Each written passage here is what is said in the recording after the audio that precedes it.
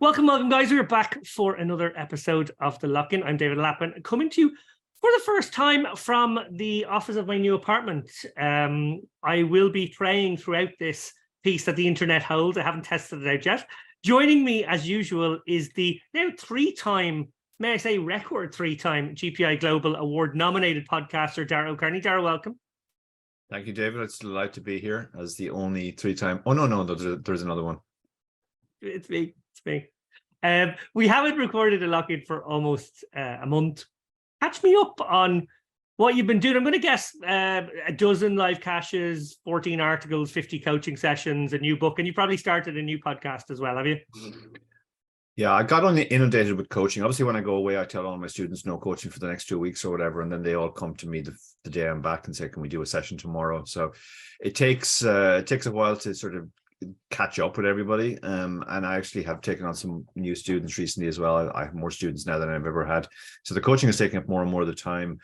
Myself and Barry have actually been piling on as well, working on not one but two books at the same time, and we're actually doing these a lot faster than the previous ones, so that's taken quite a bit of time. And live poker, obviously we had the Dublin Poker Festival, the two showpiece events of which it started off with ACOP, the so-called Amateur Championship of Poker, although the word amateur in the title apparently doesn't mean anything.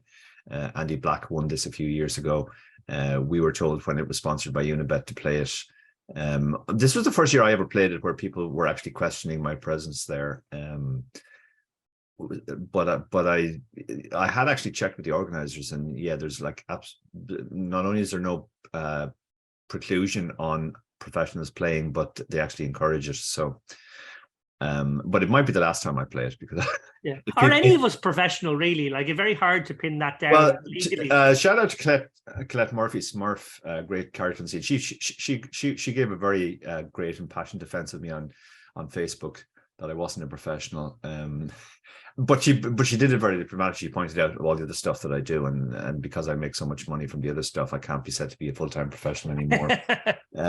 But yeah, like as I said, I probably won't play it again next year, because I mean, if people genuinely do feel that the professionals shouldn't be playing, irrespective of what the organizers think, then obviously you're going to respect that.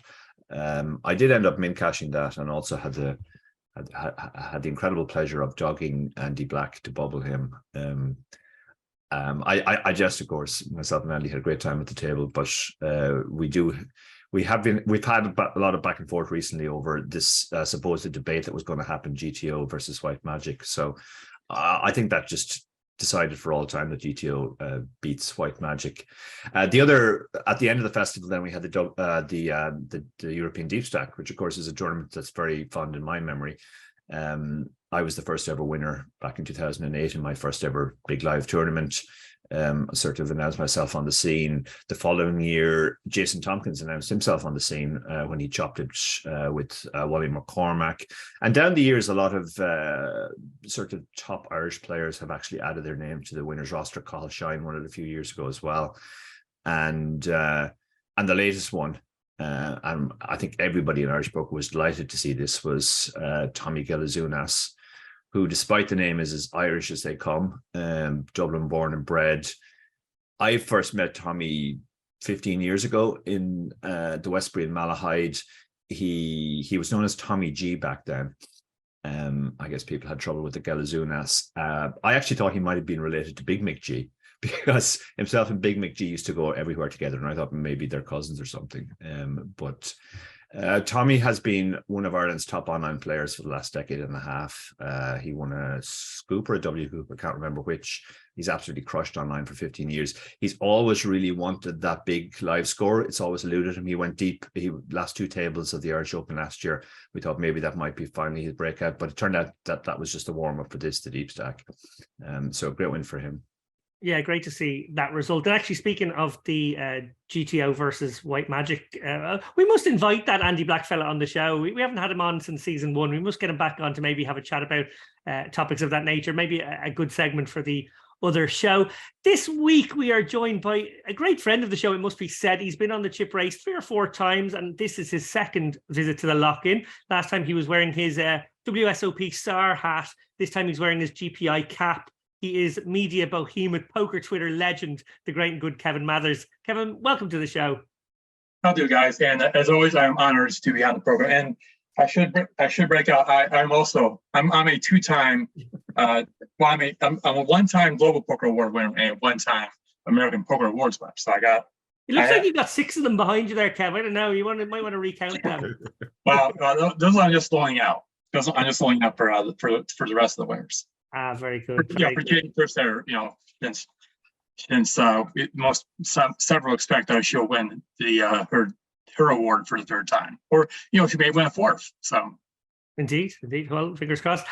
We are, of course, going to get to the GPI Global Poker Awards shortly, but the first story I wanted to cover this week is that of Dara and my VSO news colleague, Jon Pill, great writer, who posed the question, is Eric Persson poker's biggest whale? Well, before we get any hate mail, I want to be clear that Jon draws no ultimate conclusions in his piece, but he does point to quite a few, shall we say, optimistic, creative lines from Persson on various poker shows. The bigger one being that hand from No Gamble, No Future last week that broke the record, I believe, for biggest televised hand ever in the $1.978 million pot. Persson got it in with a queen high flush draw on the turn, drawing dead, unfortunately for him, to Antonius's paired ace with the ace high flush draw.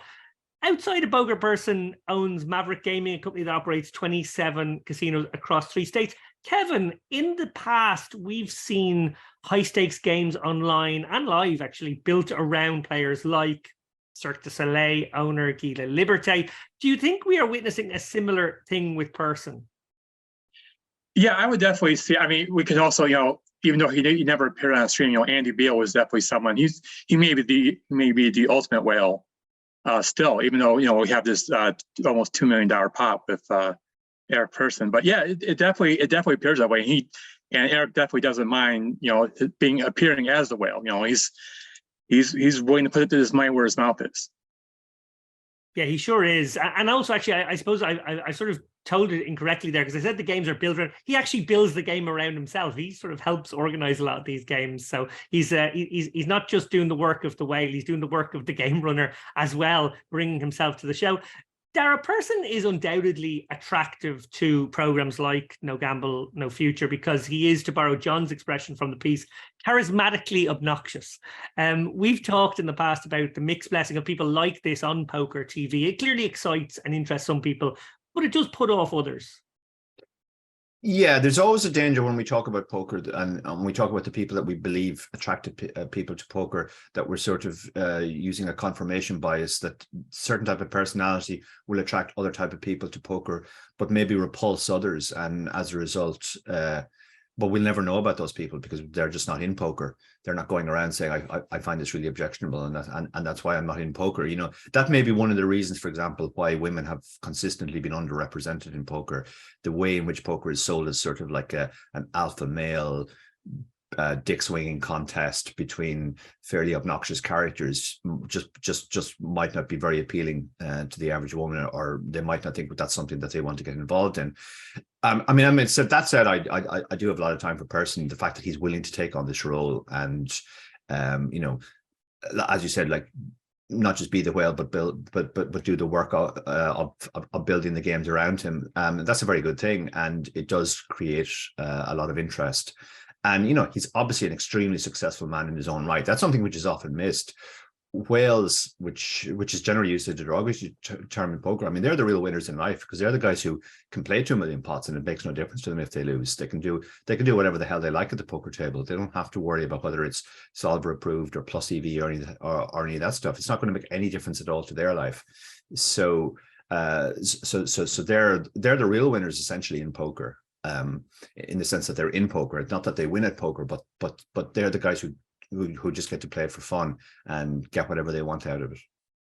Absolutely, they sure are. Well, check out that article on Vegas Slots Online if you do get the opportunity. It is a very good article. Jon Pill, recently acquired author that we got for the site, and he's going to give us a run for our money. I think, Dara, he's one of the best out there. Oh yeah, I've been a big fan of Jon. I actually had the good fortune of sitting beside our editor Tony Bateson at the Dublin Poker Festival in the last side event, and we had a chat about Jon. I told him that Jon was probably the writer in poker I admired most over the last year or so. Just his general approach, his writing chops. So yeah, it is great to have him a teammate, even if it means he's likely to be competing for that coveted number one spot that you and I have been swapping for the last year. Well, from one VSO article to another, Dara, last week you published a piece entitled, "Oh my God, it's Jason Tompkins and his new poker tour." That tour is, of course, the Action Poker Tour, or APT. Many consider talented poker pro and former guest of this show, Jason Tompkins, to be the best Hold'em player in Ireland over the last 10 or 15 years. We're certainly amongst those who put him and his achievements right up there. Final tables in WSOP, EPT, WPT events. He's also final table at UK IPT, 3 European Deep Stacks final tables, as I recall. And he has Scoop, W Cup, T Cup, and I think an F Cup, FT as well. Dara probably left a few out there, but maybe you can fill in the gaps in a moment. Jason is now launching his own poker tour, the APT, with the launch event taking place on March 24th and 25th. We shall actually be interviewing Jason on the next show to chat more about it and how he got sponsorship from WPT Global for his fledgling tour. Jason, Jason says he wants his tour to help poker thrive in Ireland with fair reg fees and rate. Can you tell us more about that and whether you think the tour will make a splash in the Irish market? Yeah, obviously Irish live poker is thriving at the moment. Post-pandemic, there's a huge demand. It is mostly at the lower buy-in level, but there have been signs that there's an appetite for more. You know, we had a bigger tournament down in Cork, for example, not so long ago, and that did very well. So, but a kind of a nagging concern for a lot of players, maybe more professionals than recreations, because maybe recreations don't worry too much about reg fee, but reg fees have kind of been steadily creeping up. I mean, you probably remember that 10, 15 years ago when we were starting, if a tournament organizer put a 15% reg fee, people cried foul. Now sort of 20 to 25% when you take in all the hidden charges like dealers fees, etc., has become fairly standard. Now there are legitimate business reasons for that. For example, organizers have to pay VAT now, which they didn't have to back then. Obviously, labor costs have also risen in Ireland from sort of, you know, the post-collapse low point to sort of, it's not exactly Celtic Tiger Ireland, but it is booming Ireland right now with high costs. So I have a certain amount of sympathy for organizers on that front. But Jason is determined to try and reintroduce lower reg fees, lower rake and cash games. And that's going to be one of the unique selling points of this tour. Another thing which will be different, for example, from the wildly successful Irish Poker Tour, which has done an amazing job also revitalizing grassroots poker in Ireland, is just slower structures in general. IPTs are typically events that get 500 or 600 runners. They're done in a day. You can't play from 600 down to 1 with having a good slow structure. They do the best they can. It's slow enough at the start that recreations aren't going to bust super fast, and they at least have an experience. But then it gets the unfortunate downside to that is from, you know, 30, 40 players left or whatever, you've average stack of 6 to 8 big blinds kind of all the way. Jason wants to sort of a return to old-fashioned values of slower structures. You know, he's pitching it in the 300 buy-in, which will probably get about 200 runners. It's going to be a 2-day structure. So playing from 200 down to 1 allows you a much better structure over 2 days than 500 or 600 down to 1 over 1 day. Yeah, very good. I think it is a really cool thing to see. I wish Jason, obviously, all the best with finding his own little spot in the market with all of this. At the beginning, or actually before we started rolling the tape here, I suggested to Kevmath that there was one story that he might know a lot about, because it was a fairly new story, fairly Irish story that maybe hadn't made its way across. But I forgot who I was dealing with. Kevin Mathers knows everything about every bit of poker going on under every rock on the planet. So, Kevin, you actually were aware of this one. And I'm interested to know, when you hear about a story like a new poker tour trying to make its mark, you know, admittedly in a country where poker is booming right now, so maybe there's a feeling that, you know, there's room for even more. But what do you think when you see these new ones pop up? Do they face a very severe uphill challenge against some of the big established players? Yeah, and yeah, definitely. I mean, like Dara said, the Irish Poker Tour has been doing very well over the last year or so. After lockdown, and it is always good to see more poker tournaments out there, especially with Jason. He's trying to get less, trying to get lower rate, lower fees, and a better experience for the players, which is always good. The more options that are available to players, the better, I think. And we sort of see it here in the U.S. We've got several poker tour. We've got the Mid-States Poker Tour. We've got Run Good, obviously. The multi-time Global Poker Awards. Where we've got the WSP Circuit, which has the brand name, and we see, and there's other stops that, while it's not exactly a tour, there's definitely they have several series a year that are going on. And like I said, more poker. To paraphrase, more poker is better, for sure. It sure is. Well, look, speaking of more poker, let's get to these GPI awards on March 3rd. That's this coming Friday, hosted by Jeff Platt. The 4th GPI Global Poker Awards will be broadcast live on Poker Go from the Poker Go studio at Aria in Las Vegas. A few weeks ago, the 29 categories were revealed, the winners of 4 of which are already known. One big winner we know will be Stephen Song, who's already locked up his 2 awards, Player of the Year and Mid-Major Player of the Year. He's also nominated in 2 further categories. There are also 7 double nominees by my counting: Espen Jorstad, Alejandro Locoku, better known as Papo MC, Jamie Kerstetter, Caitlin Comiskey, Ethan Rampage Yao, Daniel Negreanu, and Marley Cordero. There's also a triple nominee in James Hartigan. Other prizes already known are Stevie Chidwick, who won the Poker Go Tour Player of the Year. I believe that gets given out at this as well. And Ladies Player of the Year, of course, Cheris Andrews, who pipped our good pal Angel Jordison down the final straight. Before we get to sort of like maybe predictions and the fun side of it and picking our winners and picking our favorites and celebrating who's great, I do want to maybe, pick at a couple of issues with the awards. The first one is an American bias or North American bias. The vast majority of live poker was in the US in 2021, so it was somewhat understandable that they dominated last year's awards. That's simply not the case in 2022. Last year, 53 out of 68 of the awards, 78% of the nominees of the 17 panel voted categories were North American. But this year, when, as I said, I think it's a little bit different, 55 of the 68, so it's up to 81% are either Canadian or American. Kevin, is this something that Eric and the team are conscious of and trying to address?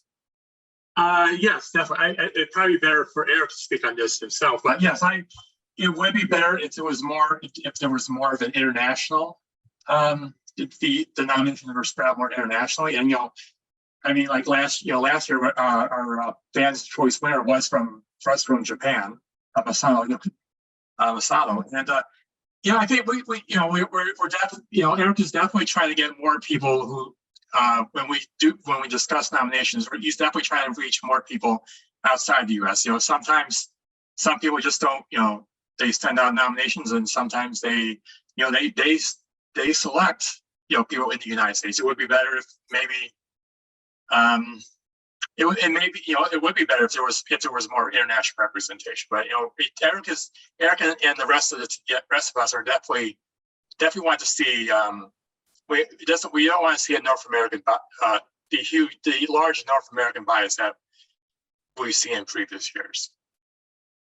Yeah, there are just 10 European nominees this year, and more worryingly, maybe there are just 4 from the rest of the world. Thailand's Punat Punsri, Argentina's Alejandro Locoku, and Mariano Grandoli is a vlogger, and Australia's Tim Duckworth, who's 1/3 of the Poker Go podcast team. Dara, as bad as the representation from the Euros is, it's arguably more worrying that the rest of the world is barely represented at all. No. 2 South Americans, 1 Asian and 1 Aussie there. Yeah, no, I agree completely. I think what's maybe being missed is just how much poker is actually booming outside of Europe and North America. In places like Brazil, Japan, Korea, etc., China too. And the fact that the Japanese gentleman won the award last year, which was voted for by people, which means actually his supporters were the ones who got him that award. That, if anything, that just underlines it. I know from dealing with translators on our book, for example, Japan is actually a huge market now.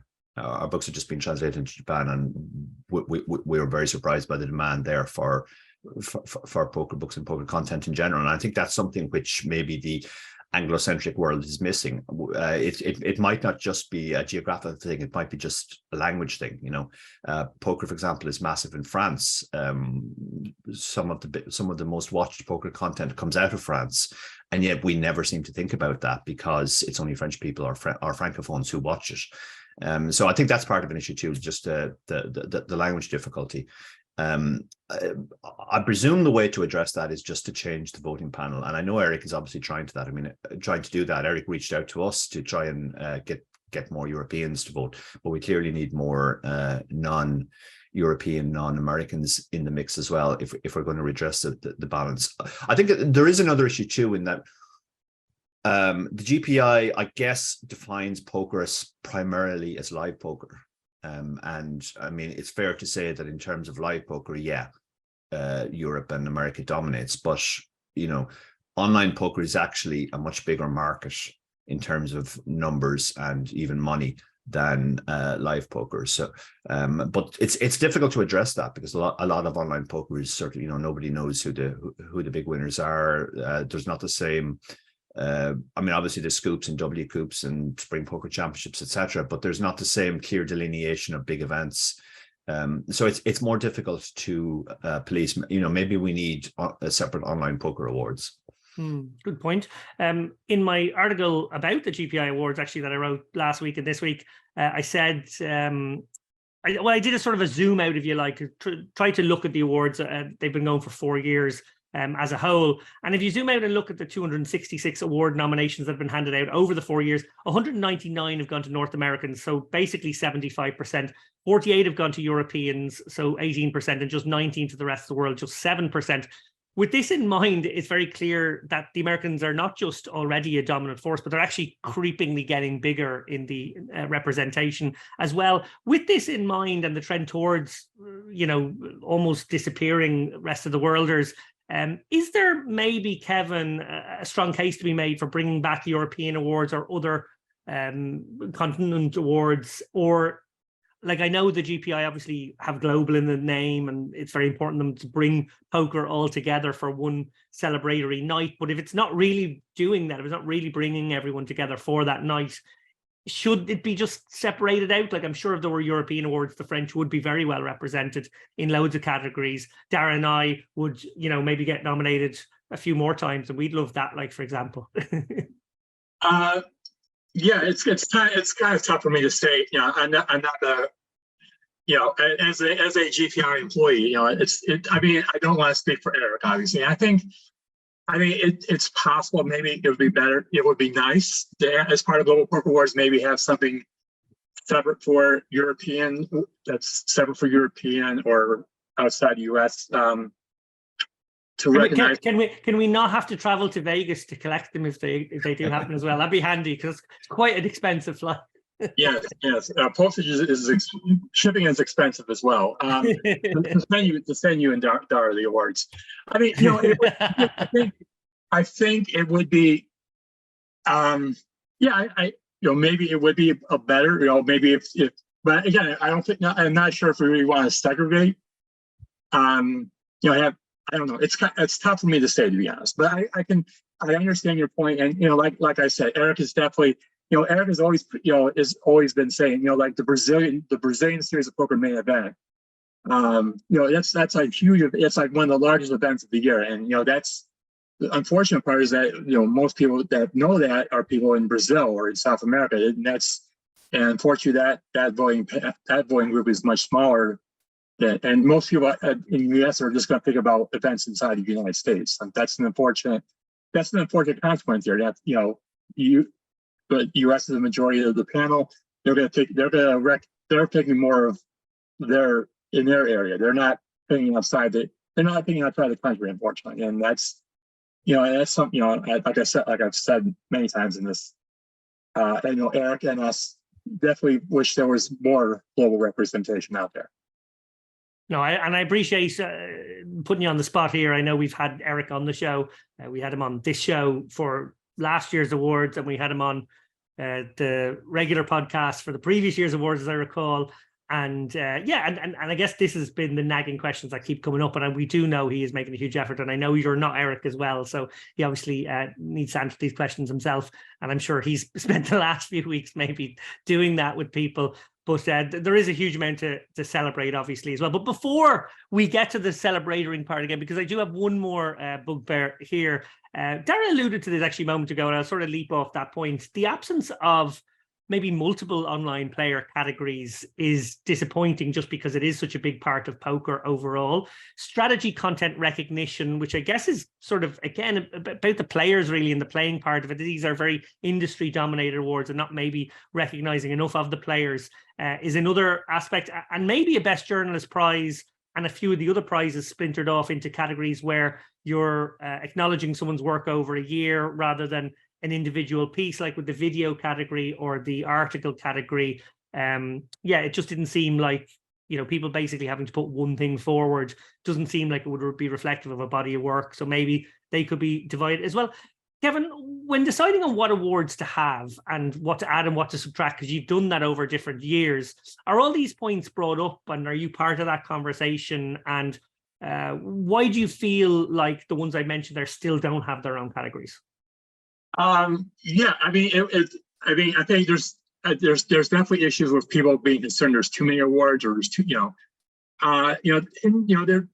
there's always room. I think there's room for more awards, and like in journalists, like for journalism, and I know an issue that's come up that I know you've mentioned before during this year, the award season as it is that we have there should be maybe a short form content and a long form content, and unfortunately we have them all lumped into one.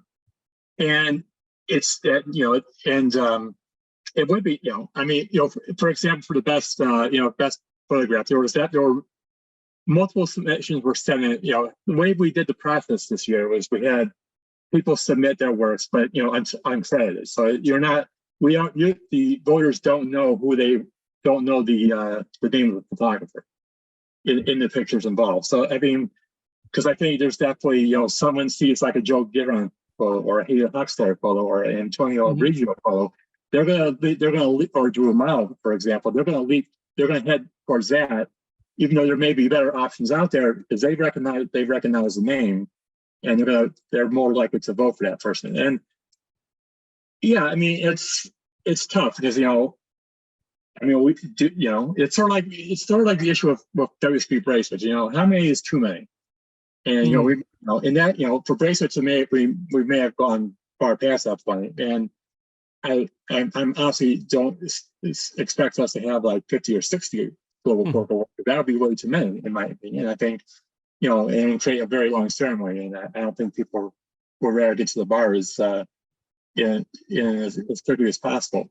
after the ceremony. But is it we definitely, Eric and us in the team, it's definitely us, to make changes over the years. There was a best journalist award in the past, and which we didn't have this year, or best poker reporter, which Kristen Jesse was the winner last year. We don't have that this year, and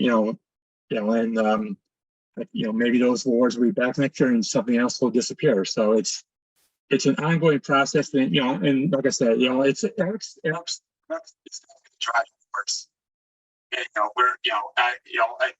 there's definitely discussion as well. But it's,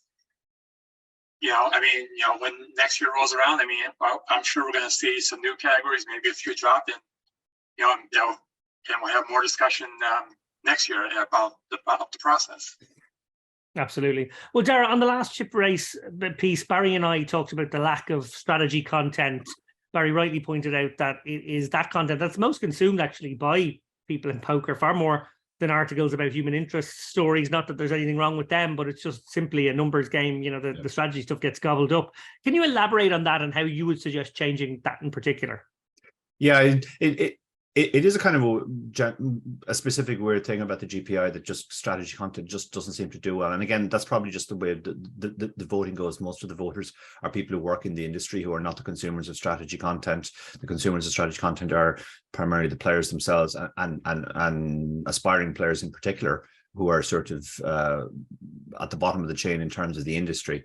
Like my general sort of thing that looks different for me about the GPI than say the Oscars or sport awards, et cetera, is all of those other things, Oscars, sport awards, music awards, they all essentially celebrate the best musicians and the ones who have the biggest impact.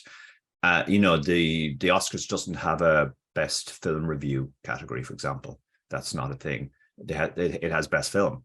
It has best actor, it has best actress, all these other things. And that's kind of different about the Global Poker Awards, because a lot of the awards are sort of essentially industry awards.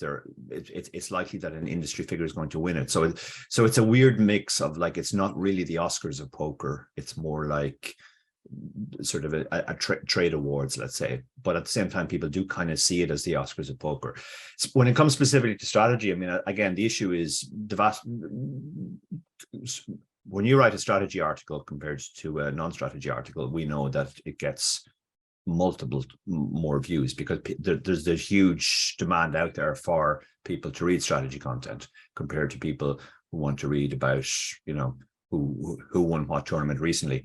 And the same is true of books. If you look at the best-selling poker books on Amazon at any given time, the top 10, 20, maybe 50 will nearly all be strategy books, but yet that's not really reflected either in the awards. And again, it probably just comes down to, like, who is voting. You know, if we're saying that these are trade awards, and that's fine, the categories they have is fine, and we just have to kind of recognize that strategy content will never be recognized because the people who are voting are not the consumers. But you know, from a purely self-serving point of view, as somebody who produces a lot of strategy content, it would be nice to see strategy content valued more highly too. But there's always a danger when you're criticizing awards that it just turns into a self-serving, well, how can we change this so I get more nominations and more awards? So I don't want to do that either. I mean, I think the GPI do a great job shining a spotlight on poker and on certain aspects of the industry. It's just that there are certain niches, or actually quite large. I mean, strategy isn't even a niche. Strategy is a huge thing, and online similar, that are unfortunately overlooked. Indeed. Well, let's move on to the awards themselves. We'll do a little prediction, or maybe if anyone wants to weigh in on their thoughts on any category, they can. I'm going to rush through these as quickly as we can, but please do feel like either of you can weigh in as much as you want. GPI Breakout Player. Nominees are Espen Jorstad, Angela Jordison, Punat Punstri, Ethan Rampage Yao, Alejandro Lococo. It was disappointing, I have to say, not to see our good pal Andrew Bowie Effect Wilson make the list of this one, but no doubt those five guys very deserving. What say you, Mr. Mathers? Yeah, I mean, you know, breakout, you know, these categories like this, it's always a bit hard because, you know, people see certain, you know, they see names and they wonder why they're on there. But, you know, like someone like an Angela Jordison, you know, she's basically, you know, she had some success a few years ago. You know, I remember she won three, you know, she was in the Northwest, she won 3 tournaments in 3 consecutive days, which was an impressive feat in itself. But it's, you know, you see, it's you know, I'm losing my train of thought here, but, you know, you see like Ethan, you know, who's someone who is sort of another one who just basically came out of nowhere. You know, he was playing low stakes and he started vlogging, and then, you know, he's winning high rollers, and it's, you know, it's things like that that they're very impressive to me, and, you know, I see, you know, the people that nominate him feel the same way, and, you know, it's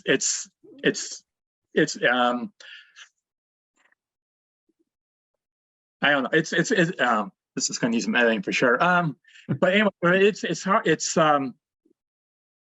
I'm sorry. I'm losing. No, but to leap off what you're saying there, Kev, I do think that you know, while there's always going to be a bit of debate on whether someone really is breaking out or whatever it is, you know, Espen Jorstad, for example, has had a 10-year career.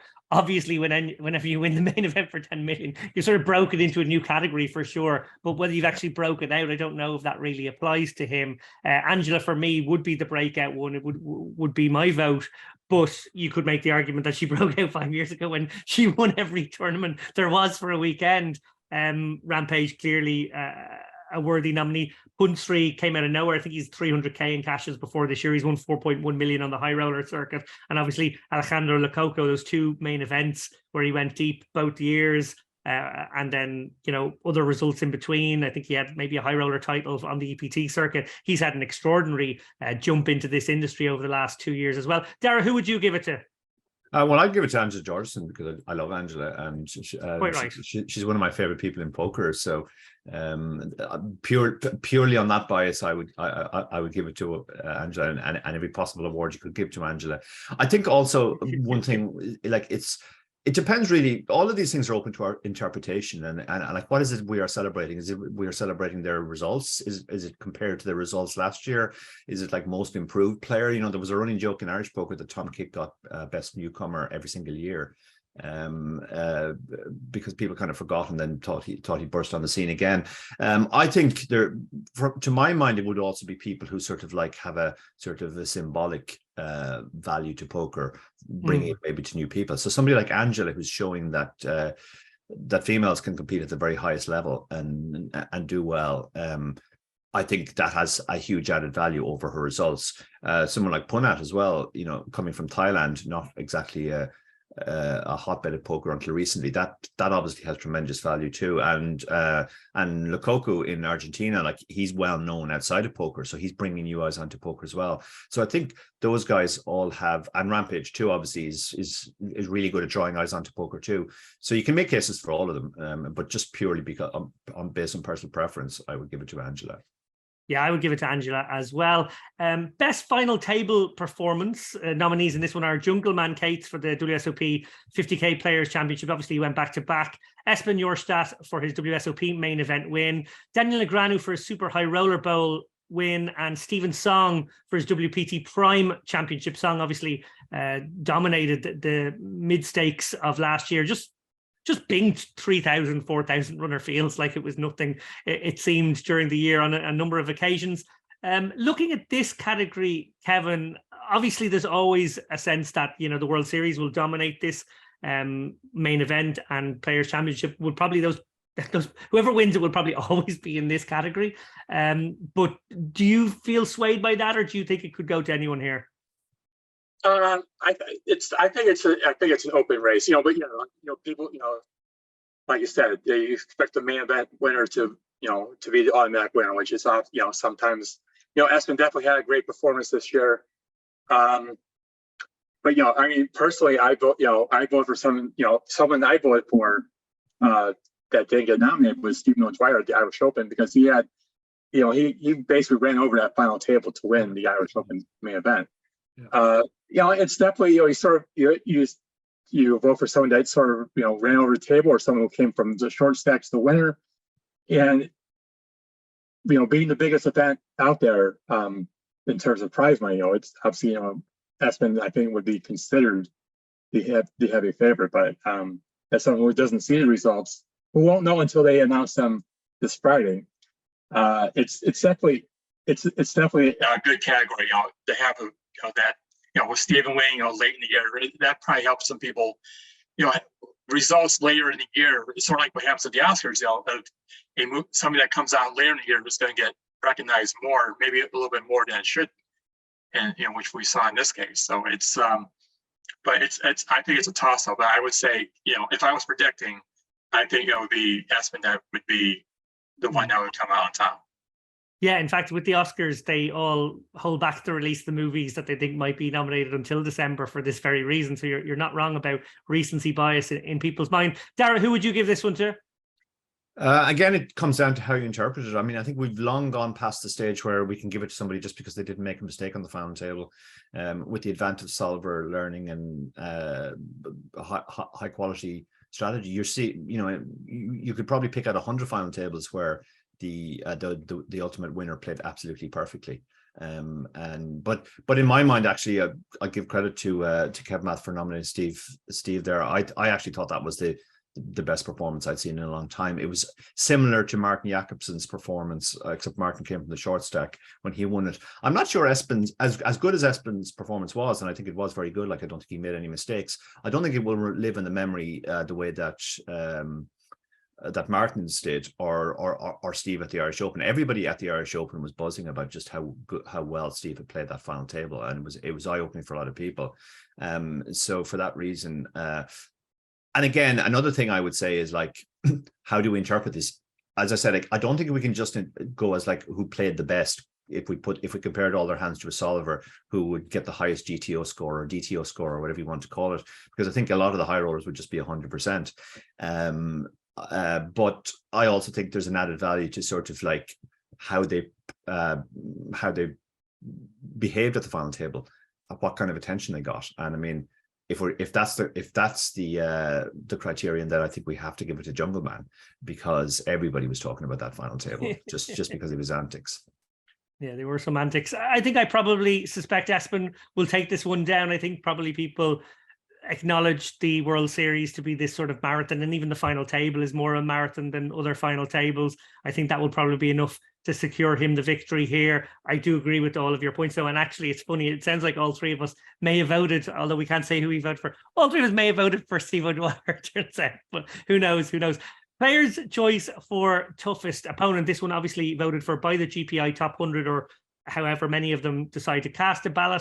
Nominees this year are Brian Altman, Stephen Chidwick, who seems to be always nominated for this one, Alex Foxen, who also maybe seems to be always nominated for this one, and Stephen Song, once again, who I mentioned there, had that incredible mid-stakes performance, also brought it into some of the high rollers too, but very much did this playing grassroots poker a lot of the year. Kevin, go first. Yes. Yeah, it's being it is voted on by the top 100 players on the GPI, and we hope, did 100 vote? I seriously doubt that. Hopefully over half did, and I think people are just they're gonna recognize the players that they play with the most, and like you said, Chidwick and Fox, I assume most of the top 100 were playing with those two especially, and especially because they play in the bigger buying events, so they would recognize, I would expect them to recognize their game a lot more than other players. Fair play. Dara? I think Chidwick will win this. He always seems to. I think all the top players would. I remember a survey done in Vegas, I think a couple of years ago, where they asked 25 guys who played high rollers who the toughest was, and either 23 or 24 of them said Chidwick. The only dissenting vote was for Drew Teller at the time. So I mean, Chidwick always gets these. I have been fortunate enough to play with Chidwick. I have been fortunate enough to play with Fox, and for me, they're the two standouts in this category. Fox, and not just because he's very, very difficult to play with, but also, he looks like he might rip your head off when he's got that stare. That can be a little bit off-putting as well. Well, look, I would give it to Stevie as well. I agree with you. Foxen definitely in the mix. Fans' choice best hand nominees are Daniel Legrand, who hits runner quads on his way to the Super High Roller Bowl victory. David Diaz lays down a monster on day 7 of the World Series main event. That was a ridiculous foul. Papo MC pulled monster bluff in WSOP main event, and Wild Jack 4 versus Ace 9 hand between Robbie, Jade, Lou, and Garrett Adelcy. I don't know if anyone remembers that one, but that's in the mix as well. Kevin Mathers, who's going to win this one? If we were going by most discussed hand, it would definitely be the Robbie J. Lou Jack 4 hand. It's definitely that dominated the last half of the year. With all the podcasts and streams and Twitter discussion, that would be the runaway winner in my opinion. And I don't think it's even close. I mean, the other hands were great and all, but the one hand that brought the most discussion obviously was that one. Yeah, Dara, I don't know. Probably not even necessary to ask you, but who do you think will win this one? Yeah, same. I mean, I just can't see another hand winning. I think as well that this hand actually revealed something out of the poker world that we maybe didn't know, which is that the top players really don't understand how ordinary players think. The way that they just jump straight to, it must be cheating because this hand makes no sense, suggests that not only do they not know how ordinary players think, but they don't even play against them very much anymore. They probably just play their high rollers, with where even the value players or the fun players, whatever, have a certain amount of solver learning. So I think for all the attention that it brought in poker and everything else, yeah, this one isn't even close in my mind. Yeah, this is the banker. I think if anyone's doing a sweepstakes on these ones, for sure. I think the agreement should be, though, that you get the award, Robbie goes up to collect it, and then we all agree to never, ever talk about it again. That should be the caveat. Next up, comeback player.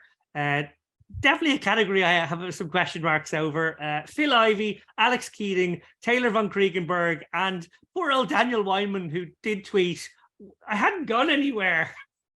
Who do you think will win this, Kev? Or is this award just been created so that maybe Phil Ivey will come to the awards? Well, I wouldn't say that, but I mean, the criteria is, players that were outside the top 300, I believe, the previous 3 years on the top 300 GPI, and then re-entered. So, like Phil Ivey had this, and in a sense, it is sort of like, Daniel Weinman, they've all had varying degrees of success. But Phil Ivey basically just came storming back last year with his various successes, especially on the Triton circuit. And this is definitely one of the categories that people always do have questions about. It's like, wait a minute, we see these people often, but how they come back? But we're sort of basing on their tournament results in the past, in the recent past. So that's why they are, quote, comeback players. Yeah, no, and fair enough. Like Phil Ivey did win something like 6 million last year in poker, and he only won 2.1 million that year. We had a pandemic globally. So, like, what was he doing with himself all that time? Dara, who do you think will win this one? I have to say I have no strong opinion on this at all. Yeah, I have no way of judging. It's gotta be Phil Ivey. Sorry? It's going to be Phil Ivey. I'm going to say Phil Ivey just because he would be the one that would guess. Okay, let's go for Phil Ivey then.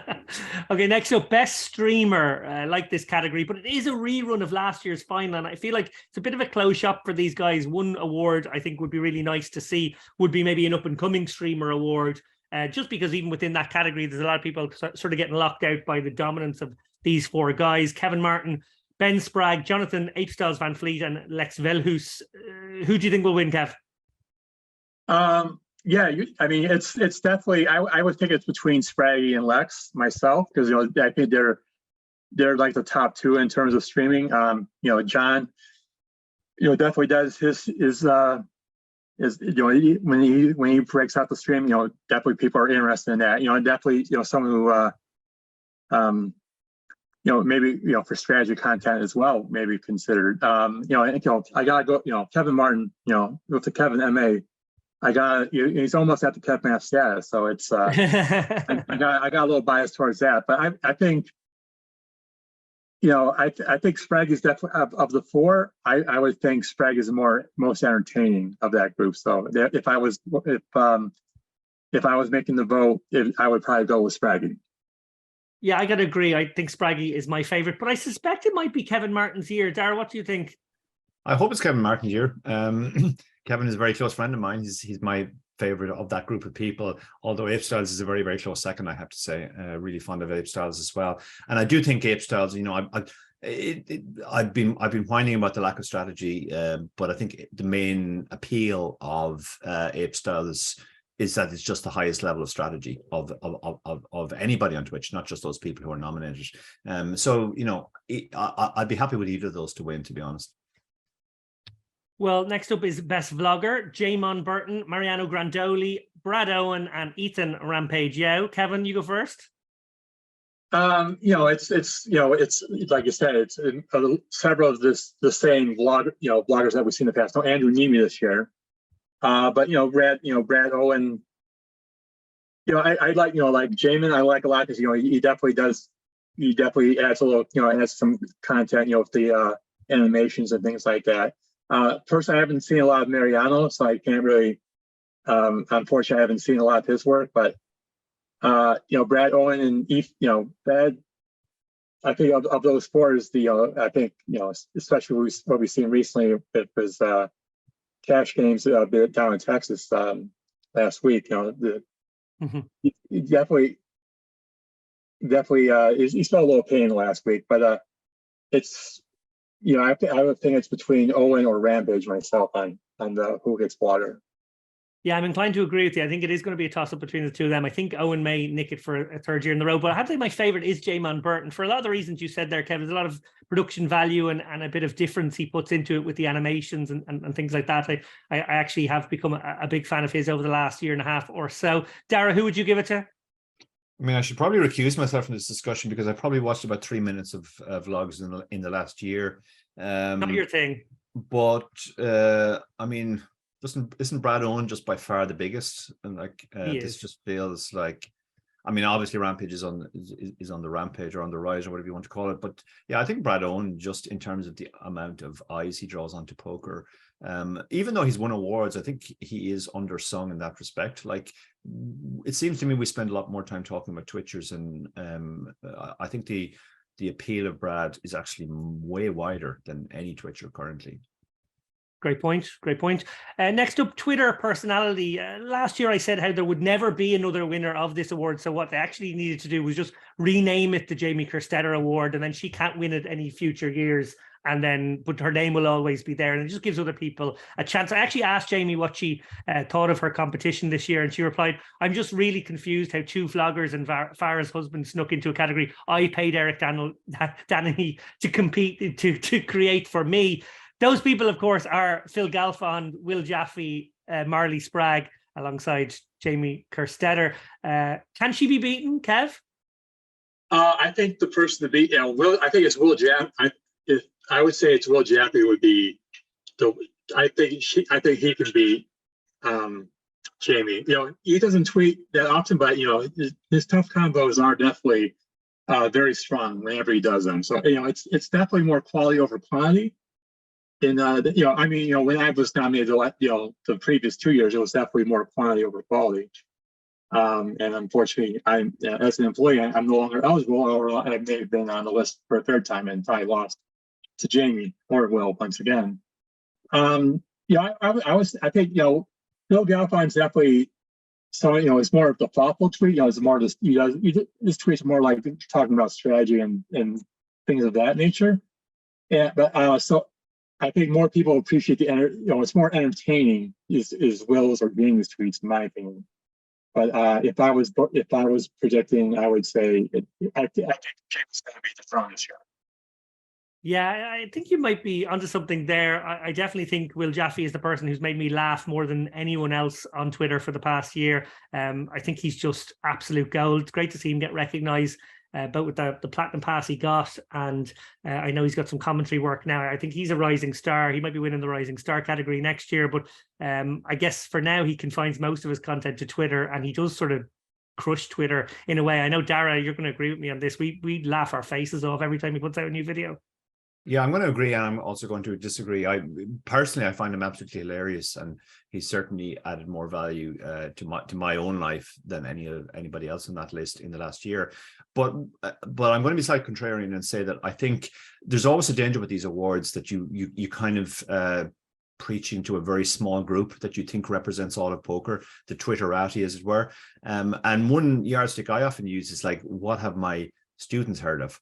And there's things that appear to be massive in the poker world, and we all talk it to death for a week or two on Twitter. And when I bring it up with my students, they haven't even heard of it, or they haven't even heard of the person.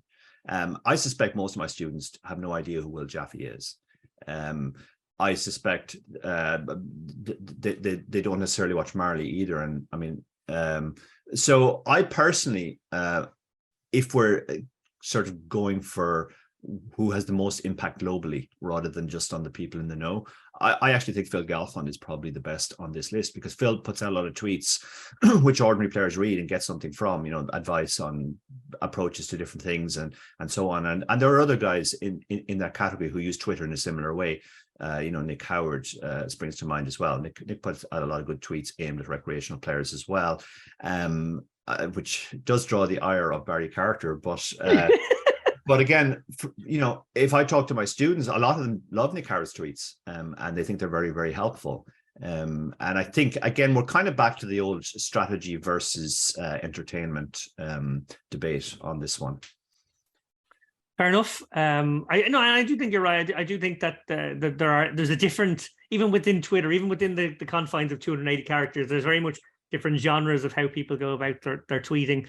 And yeah, these guys all do something slightly different. I guess Jaffe and Sprague kind of do a bit, if that makes sense. Kerstetter is just always funny, and Phil Galfond is sort of giving sage poker wisdom to the masses. So yeah, I think there is room for them all. I have to give it to Jamie though, even though I think Jaffe's the best, because I think I made an agreement with her 4 years ago that if she rigged it so that we won the podcast award, I would vote for her whenever I saw her name in anything. So have to stick to that. Sorry guys. Rising Star in Content Creation. This is my favorite new award, Kev. I really I think the breakout stuff and the Rising Star stuff is really important, because there is these kind of up-and-comers for whom this actually probably means an awful lot more than it does for the established people to get a bit of recognition. And again, it's sort of a closed shop sometimes in the best players or best content creators that other people get a look in via this category. I think it's a great addition. I know you brought in this year. Nominees are Natalie Bode, Caitlin Comiskey, Jessie Fullen, and Lexi Gavin Mather. Despite the fact that she does have Mather in her name, which I know you're very likely to be swayed by things like this, Kev. Who do you think will get it? Definitely. I think Caitlin. She definitely broke out. Bring back the Jack forehand. It's definitely, people read. She started making video, doing videos about that, and they were very hilarious. And and she's done some other stuff as well after that. And Jesse Fullen, he does great work with Poker News. He does a lot of the social media for them. Lexi, the tweets that she does a lot of tweets, and she's done some strategy stuff as well. And Natalie, doing presenting and blogging and things like that. You're right. It is good. This is definitely a category that it was probably may have been needed in previous years. But if I was predicting, I think riding off the Robbie J. Luke coattails, I think Caitlin Comiskey will be the winner. Yeah, I'm inclined to agree with you there. I certainly would get my vote. Dara, your thoughts? Yeah, it's great to see a category where 3 of the 4 nominees are female. Nothing against Jessie, obviously, but it is good to see a category that recognizes the rising role of women in poker. I think Caitlin is the standout here for me. I mean, I'm very fond of Lexi as well in terms of the content she puts out. I think she's great. But Caitlin really, in my mind, is the standout here. Yeah, Comiskey all the way. And by the way, she's on the next episode of the Chip Race, so check that out. Best media content written. This is obviously a category that we were very much hoping you'd be in the mix for, Dara. Obviously, your book with Barry has been, massively read already. Obviously, top of the charts pretty much every week since it came out. And probably falls victim to the favoring of short form over long form and favoring over of non-strategy over strategy. But nonetheless, here we go. Tim Fervanti, Andrew Moreno made good on a 15-year dream. Connor Richards for the endlessly creative side of Poker Hall of Famer Eric Seidel. It's all about his music interest, something we know a lot about via Maria Konnikova, of course, there. Jennifer Shahade for her Wall Street Journal piece on how becoming a poker pro helped me accept a personal tragedy. And Robbie Straczynski for his own card player lifestyle for his piece In the Name of the Father, the Son, and the Poker, obviously all about his dad's experience of going to the WPT World Championship. Who do you think will win, Kev? Well, I'm biased because I worked with Tim in the past at Bluff, so they're all great works. Obviously, I would say it's going to be. I think Tim Fierravanti is going to be the winner. Okay, interesting. Dara, your thoughts? Again, I probably should recuse myself from this because I've given very little thought to this award. The best part of this award definitely is that every year Barry forgets that strategy content doesn't do well and gets his hopes up. And it's great to see him so absolutely crushed when we don't make the shortlist. That's always just absolutely hilarious to me. That he somehow manages to forget every single year that this is a thing. I mean, I guess we're just going to go for who we like, are we? So I'm going to say Jennifer or Robbie. Sorry, who was that? Sorry, I missed it because I was laughing. Jennifer or Robbie? Jennifer or Robbie. Yeah, I do have to say, I do think it should go to Jennifer. I read all the articles, of course. And her piece obviously brings home something for me personally, but it also I thought was a brilliant piece. And it did get that mainstream attention, obviously picked up by the Wall Street Journal. I think it was beautifully written. And I think sort of gave a really interesting insight into Jennifer's psychology when it comes to how she deals with loss and grief and how poker almost, or the tools we've learned or the way in which we've sort of maybe changed our personalities to be suited to poker actually helped her in a way that would be kind of unusual and maybe surprising for people when they read the piece. Best media content photo, Antonio Abrego for Ooh Yeah, which of course was the Macho Man Randy Savage homage by Jungle Man after winning the Players' Championship. Haley Hochstetler, Glance pulls $1 million bounty. That was the very excited moment, which actually came right after a moment of slow rolling the entire room by Matt Glance when he pulled the big one. Alec Rome for Poker News, WSOP.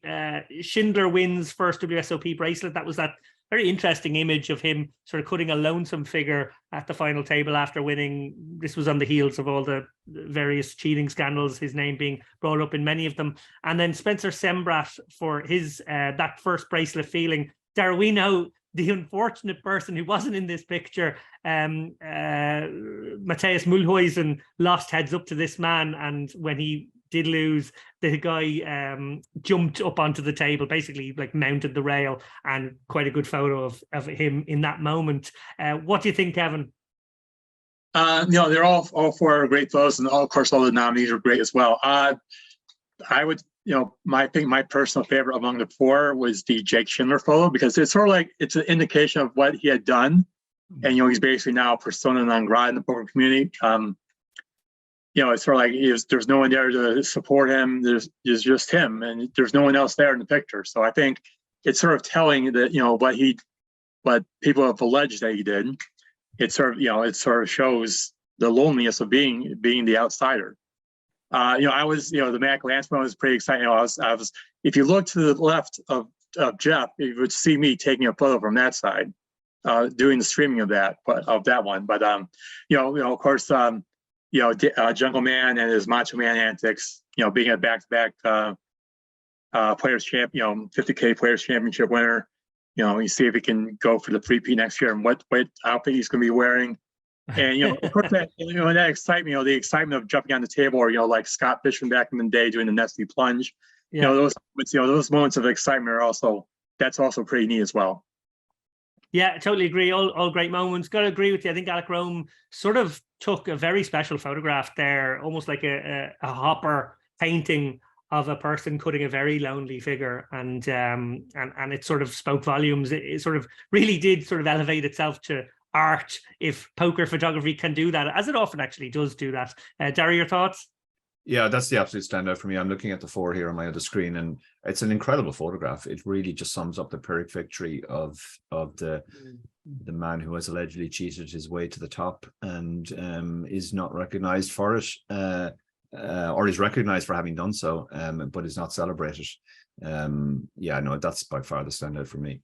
Yeah, I totally agree. Best media content video. For these, we have Caitlin Comiskey, a love letter to the investigation, her parody series, which I think had her playing about 20 different characters, maybe more. Joey Ingram, the emergency investigation, of course, the thing that was being parodied by Caitlin there. Garrett versus Robbie on Hustler Live. Greg goes all in. Lau, poker vlogger who doesn't understand that the voiceover is done in post. That was a very good one. He has so many. He could have 10 of his could have been nominated for me. And then Marley Sprague, Solver's very entertaining piece by Marley. I think it's her pinned tweet right now still, sort of taking the piss out of how Solvers would maybe respond to her, almost like a Hal voice from out of the machine to her as a poker person. Who do you think will win this one, Kev? I like them all. I mean, personally, I like the Greg goes all in, the dumbest poker blogger ever. You were pointing out before, he's his video of less about a minute is in a category with someone who did basically hundreds of hours of streaming. With he's Joey. Still there. He's still doing it, Kev. I think he right now he's still on his 1,000. Yeah, I think so. He's in front of a fireplace right now in Texas. And this is definitely something like short having shorts against long form content is definitely that definitely I think should be, maybe we should consider more doing something like that. Having something that's like maybe under 5 minutes and something a little longer for the longer blogs. Of course, Caitlin had her first video on the Robbie J. Lewis situation was definitely a home run, and she kept hitting dingers after that. But I would say I would vote for Greg Ozoin because I think that's one I enjoyed the most. Yeah, I gotta agree with you. I think Greg really deserves to be in more categories than he even is this year. I think he's one of my favorite people in poker entertainment. Again, just so hard to do short form. It's so hard to make videos that are sometimes 30 seconds long that are that funny and that well made. He really is a master of that form. I love Caitlin's piece, the love letter. I sort of really launched her stardom. And of course, Robbie on Hustler Live, Joey's investigation, the face that launched 1,000 podcasts. I think it's probably going to win just because of the weight of all of the work and how it just sort of brought everyone from the poker world, or almost everyone, because I was trying my best to get away from it, but almost everyone in the poker world to the same place to weigh in on that. And as Dara very correctly said there earlier in this show, sort of revealed an awful lot about us as a subspecies, perhaps. Dara, who do you think? Well, personally, I would give it probably to Greg Goes All In, just for the sheer volume that he's done, not just for that one piece. I think it'd be a tragedy if Greg doesn't get an award. I'm hoping Caitlin gets the award, obviously the other awards that she's up for. But I think it would be absolutely hilarious if Caitlin won over Rob and Joey. The thing that she's parodying wins over the thing itself. I think that would be absolutely amazing, and it might actually send Joey off the rails. I mean, Joey another 6 month sabbatical there. Joey gave me some grief in Las Vegas over the fact that I had GTO in my latest book title, like he somehow owns the word GTO. I can only imagine how he's going to react if Caitlin making a fairly short parody of his 110 years of podcasts or whatever came out at the end. Winning, but yeah, just purely for that reason, I would like to see Caitlin win. Very good. Well, look, I am conscious of us running a little bit long here, so maybe we bash out the next few. Best podcast, Only Friends podcast, Poker in the Years, Poker Go podcast, and the Chip Race Poker podcast. I've said this before, but I'll say it again. Thinking Poker is an OG in the podcast space. It's a sick omission every year that it needs to be rectified. You've got to get these. We need a campaign for these guys one of these years, because they are, like I said to Barry on the last show, if they'd won it every single year that it had been on, I'd be pretty okay with that. I think they are absolutely brilliant at what they do. Who do you think will win, Kev? Present company, I like. Don't you fucking dare, Kev. You're a guest on this show. You're in our house right now. Yes, I know. I may be banned if I don't say the ship race, but I mean, say who you think. It's kind of hard to do a podcast, doing a video, doing a podcast every day, like Only Friends has done, the last year. So I would go. I say Only Friends, but Chip Race is a very close second. I think you might be right that Only Friends will win this one. Dara, who do you think will win? I think Only Friends will win. Yeah, just the sheer volume. Daily, that's very, very difficult. I mean, Brad Wilson, again, you talked about Thinking Poker not getting recognized. Chasing Poker Greatness is incredibly under-recognized in my view. Brad was doing it daily for a while and it seemed like nobody cared because a lot of it was strategy again. And but it is what it is. Yeah, there's two things here for me. I don't want Poker in the Years to win 2 years in a row, because that would then they'd be the first to do that. And we don't want that. No, we don't want anyone winning twice. Yeah, but it would be funny to me if it. Obviously, I'd like if we won, but I think it'd be even funnier for me if we don't win, because then I get to see you really disappointed too. So I have my two co-workers, Barry and Thing, completely devastated by the awards. I've realized that the trick is the year I stayed up to watch, we lost, and the year I went to bed, we won. So I'm going to go to bed this year, Dara. Yeah, that's the trick. You actually say? Oh yeah, you did. Say, I stayed up the year that we fucking lost. I do remember. Yeah, it was I mean, we obviously thought we were drawing dead that first year, and we're probably drawing dead this year as well. I do think Only Friends are going to win this, and not to take anything away from it, but I think most of the reason why I think it's going to be them is just the people who are voting are going to be people who are primarily paying attention to them rather than any of the other three podcasts. Fair enough. Well, I will take this opportunity to say that we are delighted, obviously, on the show to be nominated. It is all a bit of fun, after all. But regardless of who wins, we will be the only 3-time nominated podcast. So in your face, everyone else for that. We produced 20 episodes of the Chip Race and 25 episodes of the Lock-In last year. 97 interviews, Dara. It was our biggest output for a year. So fair play to us for that. Just sheer fair play to you, David, for editing all shit. of those. That's what you really want me to say. Yeah, well done, David. You edited 97 people dribbling about poker and somehow turned it into something which sounded intelligent. Award nominating levels of editing. Thank you. Best broadcaster: James Hartigan, Jamie Kerstetter, Jeff Platt, and Nick Schulman. Kevmath, let's go rapid fire with the next few. Okay. Even because he's been criminally underrated, under-nominated in the past. James Hartigan. Okay, Dara. Yeah, I'm going to agree. I'm going to break with I always vote for the strategy guy thing. If that were the criteria, then it should be Schulman, and I do think Schulman is absolutely brilliant at what he does. But I think Hartigan is criminally under-recognized in the industry. He's absolutely brilliant at what he does, by far the best of playing that sort of straight guy. And I also think he brings a level of professionalism to it that very, very few broadcasters in our space do. And yeah, for me, it's James. Yeah, completely agree with all that, but I will vote for Jamie Kerstetter because I am contractually obliged to. Best event, EPT Barcelona main event, Triton Poker Coin Rivet Invitational, World Series of Poker Main, and WPT World Championship at the Wynn Las Vegas. Kevin? Gotta go with my other employer, WSP main event. Okay. Dara? It's the biggest tournament in poker, so I think it's, obviously wins the WPT World Championship, very close second. I would give it to the Wynn just in terms of player experience. While the WSOP is by far the biggest event, and fair play to them for getting people into town and everything. I think most of that is historical. They built a brand over time, and I think the player experience isn't always great.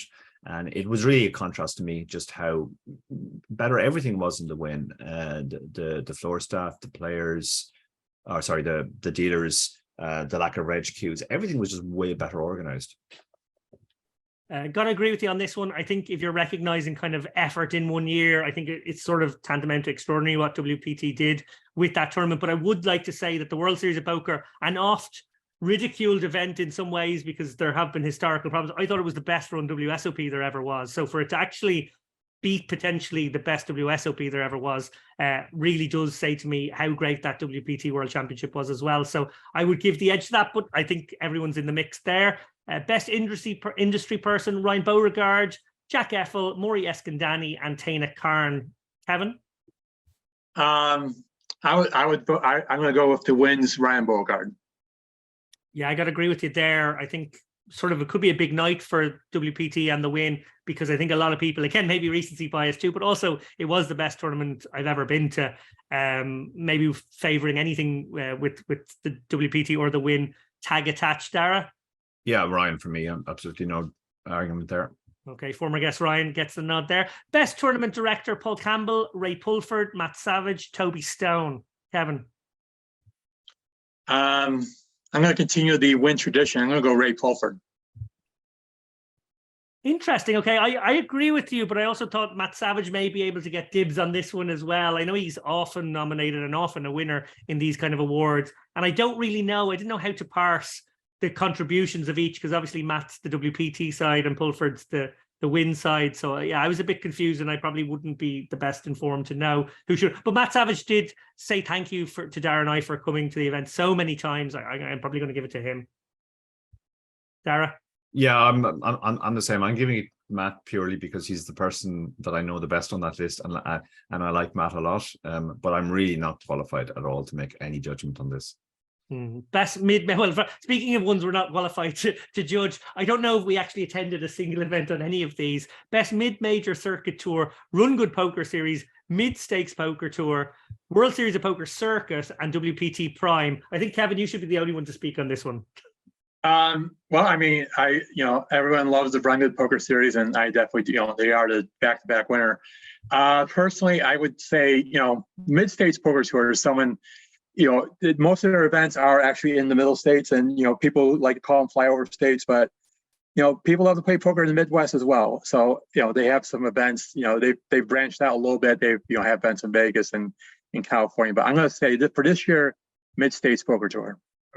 Very good. Well, we're on to some fans' choice stuff now. Fans' choice best trophy, EPT main event trophy.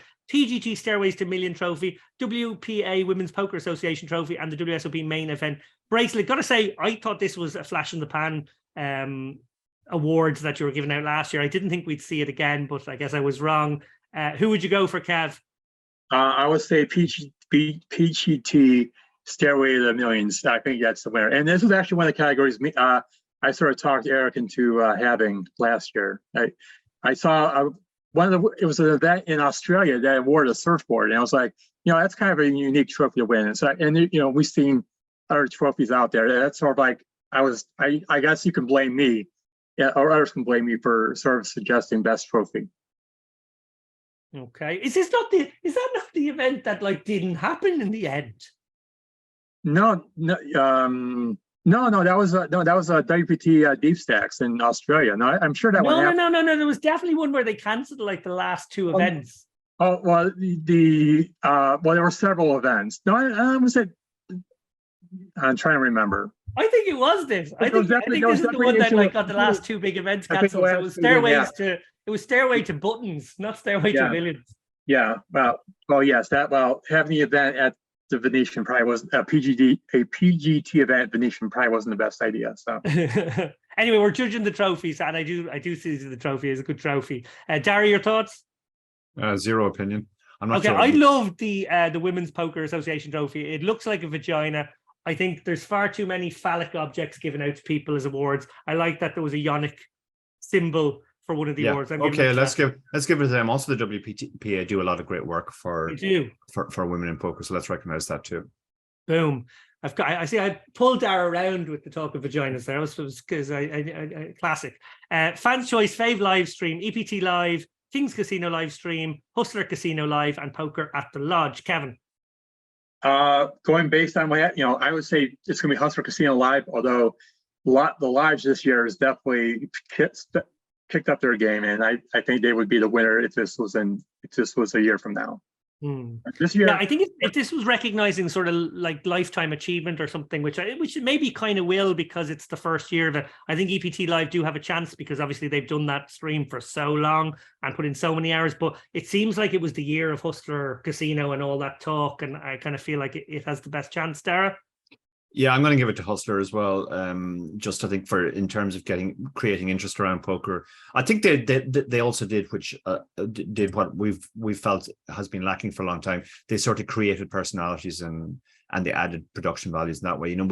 It's been a constant annoyance to us that people talk about, there's no characters in poker anymore, when actually most of the characters that we see them were created by TV. They were created by TV producers who honed in on certain aspects of players' personalities. Phil Hellmuth's rather unattractive whining about bad beats all the time made him the poker brat, which is a much better way to frame it.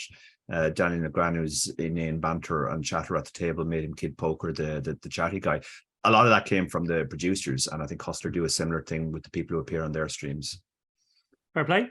Fans Choice Poker Personality. For many people, this is the big one of the night. Ryan DePaulo, Felipe Mojave Ramos, Lex Velhus, and Ethan Rampage. Yeah, I must say I'm really surprised not to see Greg Goes All In on this one. I know he was nominated previous years. To his credit, he launched a valiant campaign. He tweeted, "Please vote me in for Poker Personality of the Year so I can lose to Jonathan Little's email list again."